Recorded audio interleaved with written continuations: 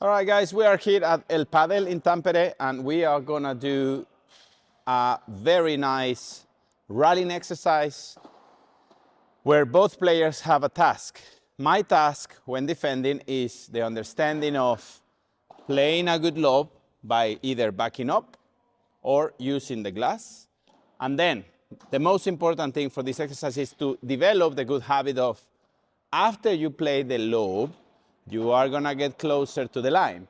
Why do you do this? Because many times the overhead that you receive, it's gonna be bouncy or it's gonna have a lot of pace. So you have to be ready in case the player changes the pace from that overhead shot, you are able to follow the ball forward. If the ball doesn't go through you, then it's good to develop this habit of getting closer to the line in order to be able to approach, meaning that in a real situation, you will put the ball on the player's feet in that big gap that you have created in front of the player that is at the net, and then choose if you maybe are able to move forward to start engaging in a fight at the net. But the exercise is for you to control also the lob. So the idea is that you are gonna do a lob, you are gonna change position, yes, and then if it's short, you are gonna just put it on the feet. If it's long, you are gonna use the ball to play like a chiquita, and then as the ball is traveling to the other side, you are gonna get back to this position. And again, when the player volleys, if it's a ball without the glass, you're gonna back up to make the court bigger, to make the court longer, play a lob, get back to this position, yes.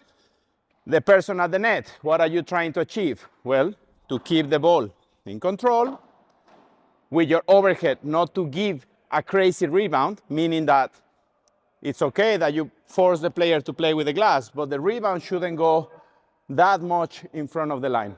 So the rebound of the overhead should stay somewhere in this area, or even better, more behind, yes?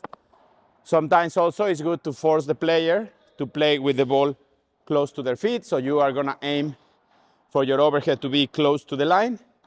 What happens if the overhead is not that close to the line? Well, if it's too short, then the defender is actually gonna approach and go forward, and then you're gonna be in a lot of trouble. So what you're practicing at the net is to try to keep the defender back, and me, as a defender, trying to move the net player back and forth. Every shot we play is neutral, same as my lob. I'm not trying to pass you, but I can take you all the way to the line.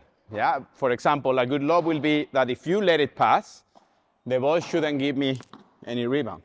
And the idea is that with one ball, we can do many of these rallies, yeah, many shots with one ball. Okay.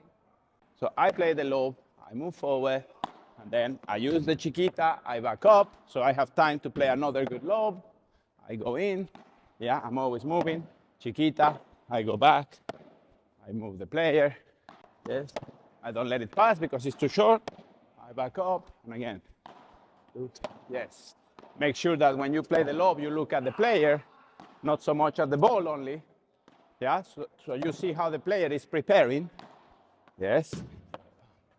And again, I go, lob, position.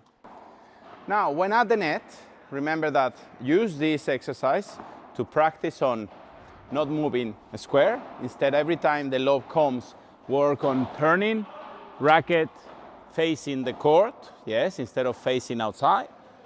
And then your movement sideways, yeah?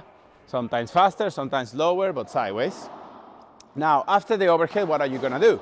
You are gonna recover your net position, but hopefully you don't stress so much about getting super close to the net, yeah, which is not the point. I think the biggest understanding on this exercise is to play from the transition area. Please, in case you wonder that, this is a no man's land, don't call it that.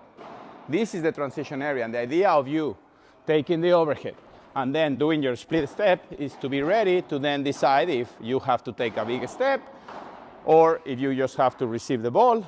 But the idea of this exercise is that you find a peaceful way of moving and at the same time protecting the net by using proper footwork and proper poses. Yes, so you are not running like a headless chicken.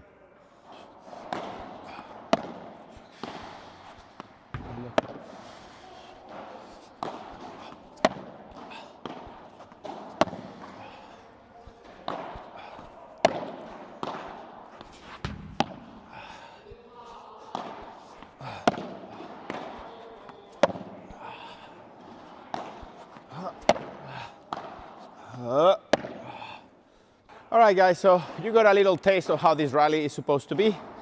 Remember that rallying is the closest to a game.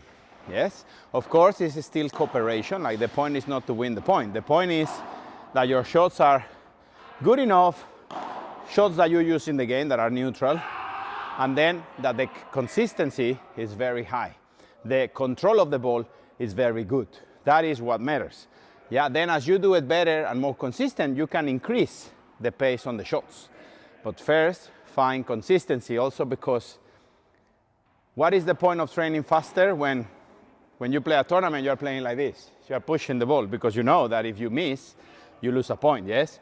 So your mindset when you rally has to be that one, that you don't miss, and as you get better, you are gonna be able to play better shots, but with high consistency. So we call it high volume of game. That's what every good player has: consistency and high volume of game. Have a tasty day.